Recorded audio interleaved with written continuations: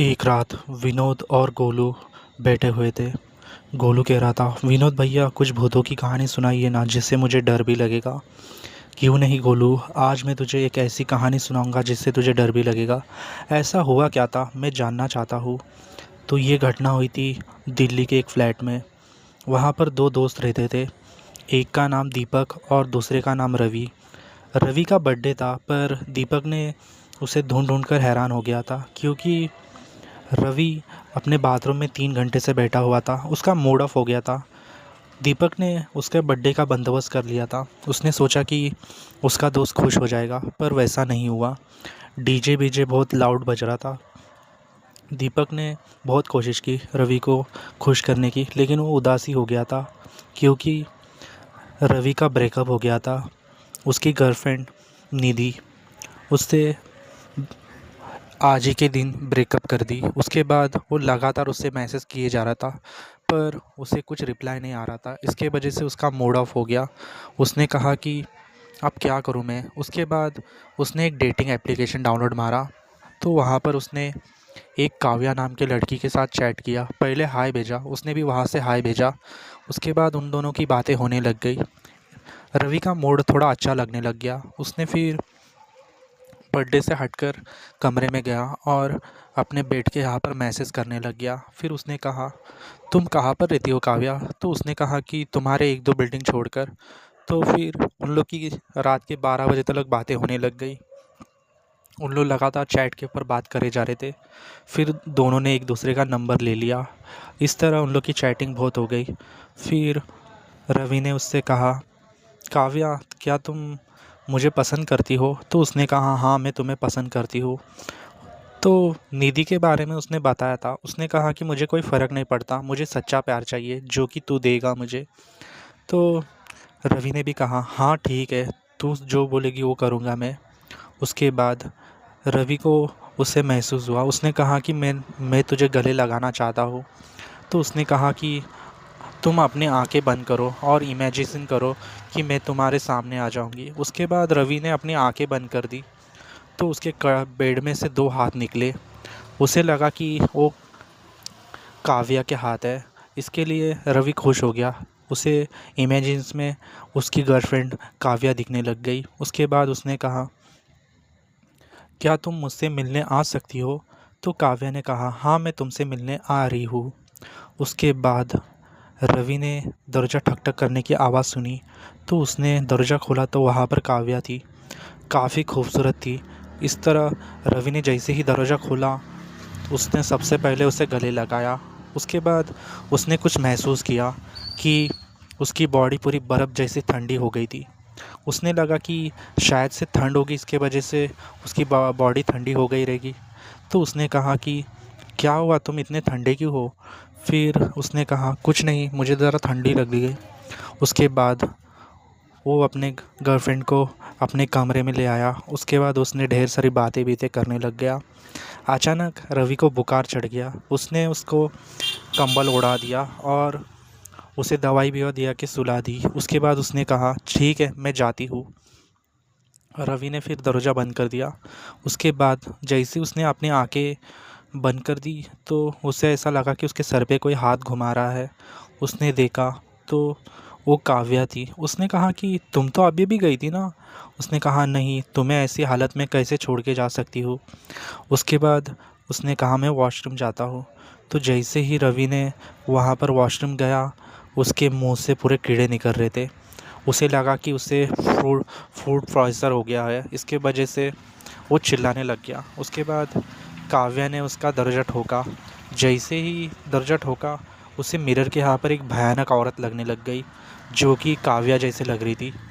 वो चीख गया। उसके बाद काव्या ने उसे वॉशरूम में से निकाला और कहने लगी, क्या हुआ, तुम आधे 1 घंटे से वॉशरूम में ही हो, तुम बाहर कब आओगे। उसके बाद वो बाहर आ गया। तो उसने कहा, ऐसे ऐसे हुआ। तो उसने कहा, तुम्हें स्ट्रेस्ड हुआ है, यानी कि तुम्हारी तबीयत ख़राब है, तुम आराम करो, हम मिलेंगे।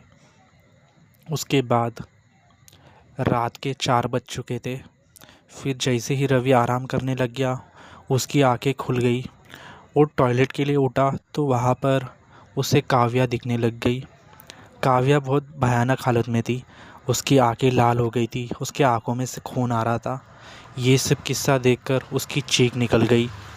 उसने कहा रवि ने, अरे ये सब क्या हो रहा है, मेरे साथ क्या हो रहा है, कुछ पता ही नहीं चल रहा, कहीं कुछ गड़बड़ तो नहीं। उसके बाद उसके दोस्त ने पूछा दीपक ने, क्या हुआ भाई तुझे? तो उसने सारी किस्सा उससे बता दिया।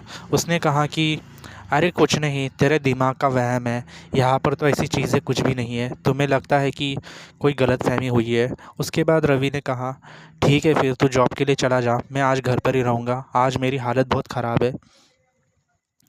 उसके बाद उसे फिर से वो औरत भयानक दिखने लग गई। वो भी उसके सामने आ गई थी। उसने लाल कलर का ड्रेस पहनी हुई थी और रवि को लगातार देखे जा रही थी, पर उसकी चेहरा पूरा भयानक लग रहा था। ऐसा लग रहा था कि मानो वो भूतनी है। रवि ने काफ़ी चिल्लाने की कोशिश की और वो कमरे में से बाहर आ गया। उतने में सिक्योरिटी गार्ड दिखा उसे। तो उसने कहा, क्या रात को वो काव्या नाम की लड़की थी, तुमने उन्हें एंट्री दी थी क्या हमारे कमरे में आने के लिए? तो उसने कहा कि नहीं साहब, आप पिछले दिनों से अकेले ही हो, यहाँ पर कोई लड़की आई ही नहीं है।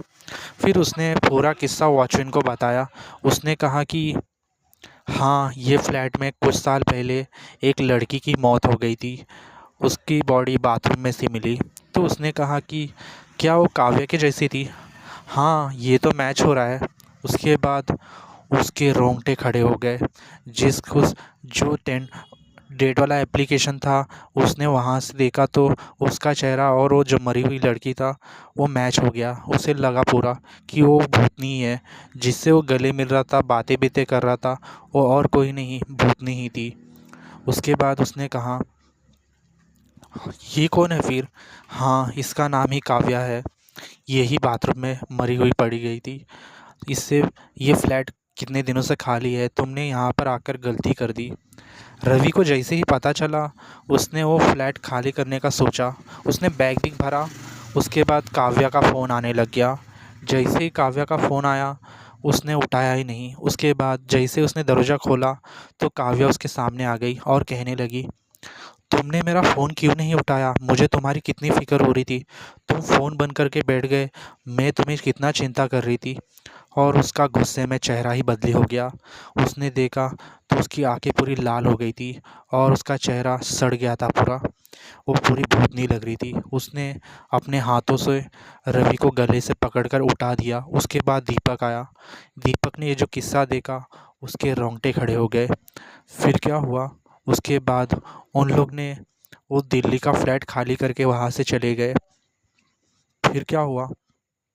उसके बाद उसने दूसरा फ्लैट लिया। फिर कई दिनों से उससे अच्छा लग रहा था, क्योंकि वो फ्लैट पिछले कई दिनों से बंद था। वहाँ पर वो लड़की की आत्मा थी। जैसे ही उसने ऑफिस ऑफिस ज्वाइन किया, रवि ने पहले जैसा वो ज़िंदगी निकाल रहा था। उसके बाद एक रात वो ऑफिस का काम करने के लिए लैपटॉप खोलकर बैठा हुआ था। तो उसने देखा उसका जो बंद पड़ा फ़ोन था वो चालू हो गया है और काव्या का वहाँ पर फ़ोन आ रहा था। तो उसने देखा, उसने कहा, ये कैसे हो सकता है, ये फ़ोन तो बंद है। तो उसने उसका कैमरा ऑन किया। उसे पीछे किसी की लड़की की परछाई दिखने लग गई। तो उसने देखा तो वो काव्या थी।